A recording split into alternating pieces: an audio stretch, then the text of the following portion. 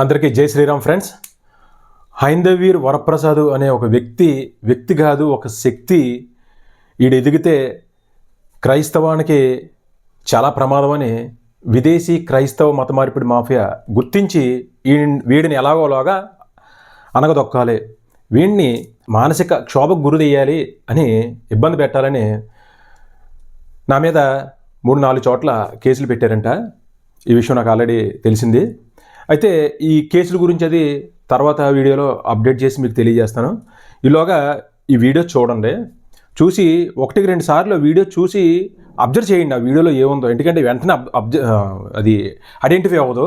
చూడండి.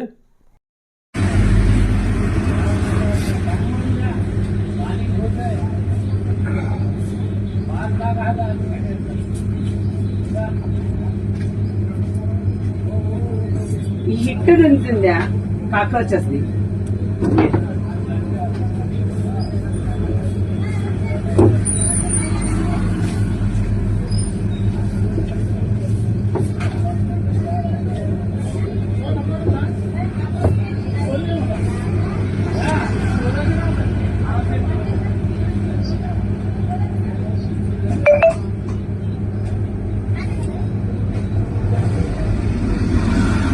చూసారు కదండి వీడియో. ఆ వీడియోలో ఒక వ్యక్తి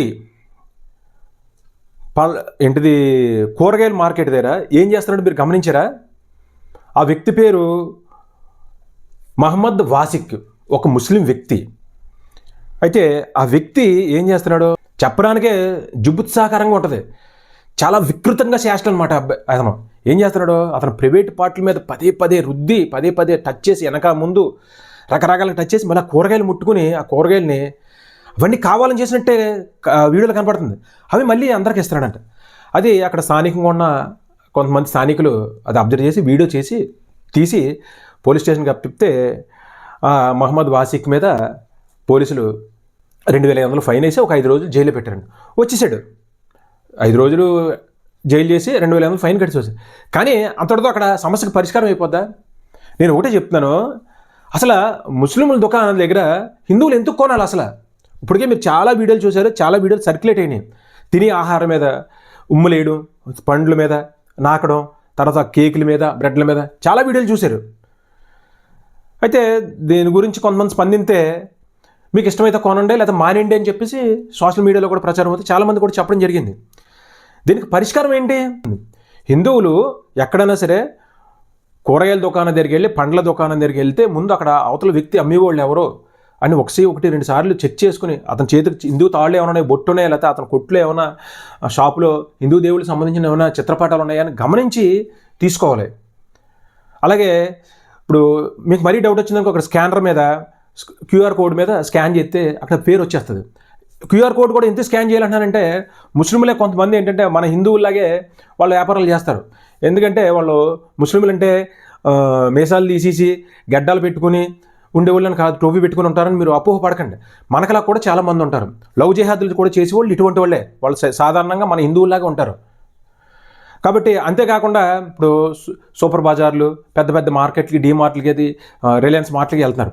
అక్కడ కూడా చాలామంది ఏంటంటే ప్యాకెట్ల దగ్గర ప్యాకింగ్లు చేసి స్టోరేజ్ దగ్గర ఏంటంటే చాలా ప్యాకెట్స్ మీద ఏంటంటే హలాల్ ప్రోడక్ట్ మోర్ వేసి ఉంటాయి. అవి ఎవరి గురించి? ముస్లింల గురించి, ప్రత్యేకంగా ముస్లిం గురించి పెట్టినాయి. కానీ ఏంటంటే కర్మ, మన హిందువులు కూడా తెలియక ఆ ముస్లిం గురించి పెట్టిన హలాల్ సర్టిఫికేట్ మోర్ ఉన్న వాటిని తీసేసుకుంటున్నారు, కొనేస్తున్నారు.